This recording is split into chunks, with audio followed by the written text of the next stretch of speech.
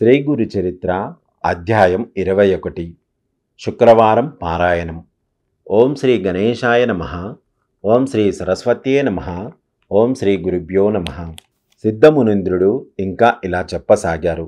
పుత్రశోకంతో కిన్నురాలై నదీ తీరానికి వెళ్తున్న శాంతాదేవిని సమీపించి ఆ బ్రహ్మచారి ఇలా అన్నాడు. అమ్మా, నీవు మూర్ఖంగా దుఃఖించవద్దు. ఈ జనన మరణ చక్రంలో శరీరాలు నీటి బుడగలలాగా పుట్టి నశిస్తుండడం సహజమే.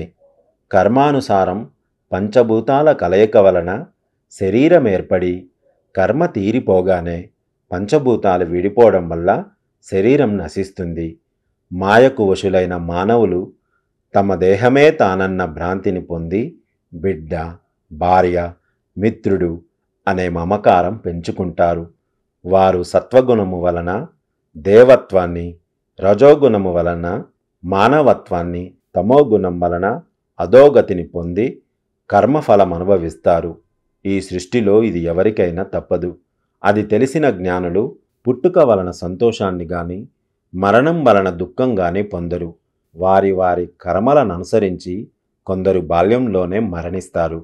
నిజానికి శరీరం రక్తము, మాంసము మొదలైన ధాతువులతో నిండి మలినమైనది. బుద్ధిమంతులు ఇటు శరీరాన్ని నిత్యము, ప్రియము అని భావించరు. ఎన్నెన్ని జన్మలలో ఎవరికెవరి తల్లులో, బిడ్డలో, భర్తలో ఎవరికెరుక అతడు నీ బిడ్డడన్న భ్రాంతితో శోకిస్తున్నావు. ఆ మమకారాన్ని విడిచి శాస్త్రవిధిని అనుసరించి అంత్యక్రియలకై వారికి శవాన్ని అప్పగించు. ఆ మాటలు విని శాంతాదేవి, అయ్యా, మీరు కరుణతో ఉపదేశించినది ధర్మమే, కానీ అది నా మనసులో కొంచెం కూడా నిలవడం లేదు. జనన మరణాలకు మూలం కర్మే అయితే భగవంతుని సేవ వలన నశిస్తుందని పెద్దలెలా చెప్పారు? నాకు పూర్వకర్మ దోషమున్నదని తెలిసే నేను స్వామిని సేవించాను. శ్రీగురుడు నాకు అభయమిచ్చి వరమిచ్చాడు. ఇప్పుడు మరి నన్నెందుకిలా ఉపేక్షించాడు?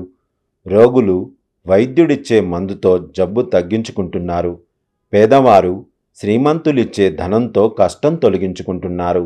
అలానే శ్రీగురుని సేవించి ఆయనిచ్చిన అభయాన్ని నమ్ముకోవడమే నా మూర్ఖత్వమా? ఈ నా బిడ్డ శతాశ్మంతుడవుతాడని ఆయన వరమిచ్చాడు. నాకు దాపురించిన పిశాచ భయాన్ని పోగొట్టి సాక్షాత్తు ఆ భగవంతుడే ప్రసాదించిన ఈ ఫలం విఫలమెందుకవ్వాలి? ఆయన యొక్క ఈ కీర్తి నలుదిశలా వ్యాపించడానికైనా ఈ నా దేహాన్ని కూడా ఆయనకే సమర్పిస్తాను అన్నది.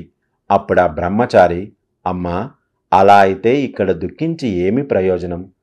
నీకెక్కడ వరం లభించిందో అక్కడికే ఈ శవాన్ని తీసుకువెళ్ళి అడుగు అని ఉపాయం చెప్పాడు. ఆ తల్లి అందుకు అంగీకరించి శవాన్ని తన కడుపుకు కట్టుకొని పంచగంగా సంగమంలోని శ్రీగురుడు అధివసించిన ఔదుంబర వృక్షం వద్దకెళ్ళింది.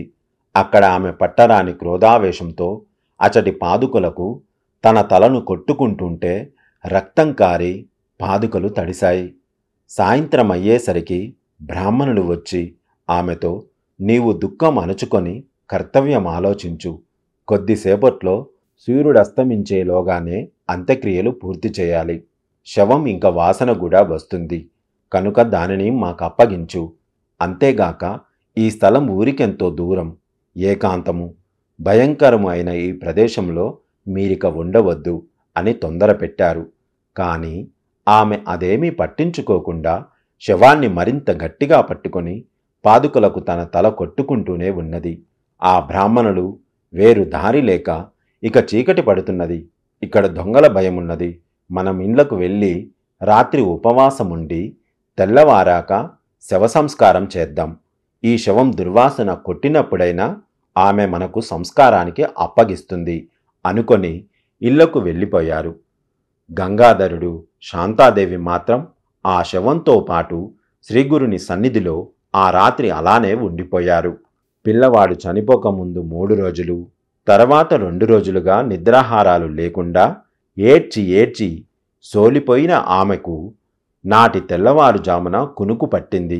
అప్పుడామెకు స్వప్నంలో శ్రీగురుడు దర్శనమిచ్చారు.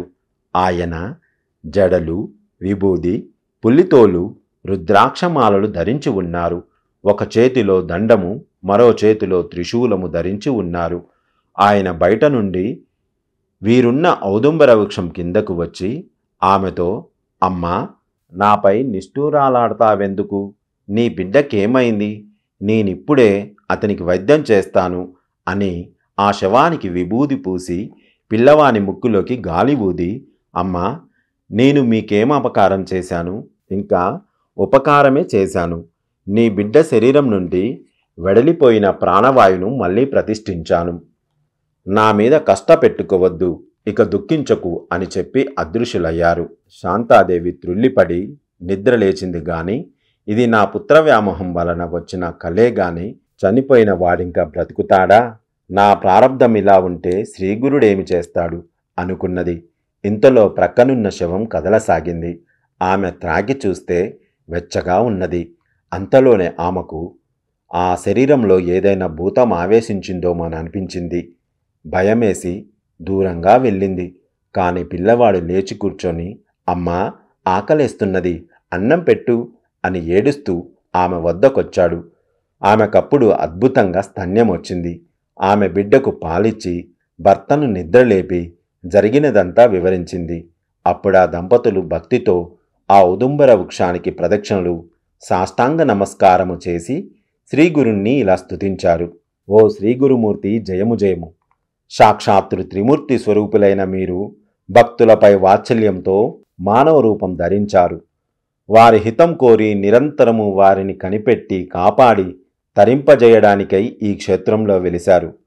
భక్తుల తాపాలను హరించే మీ మహత్యాన్ని వర్ణించడము ఎవరితరము గాదు. తల్లి వలె మీరు మా తప్పులు క్షమించి కృపజూప మిమ్మలను శరణు వేడుతున్నాము. తర్వాత వారు పిల్లవానితో సహా వెళ్ళి సంగమ స్నానం చేసి ఆ నీటితో గురుపాదుకలు కడిగి శుభ్రం చేసి ఉదుంబర వృక్షాన్ని పాదుకలను అభిషేకించి పూజించారు. ఇంతలో సూర్యోదయమైంది.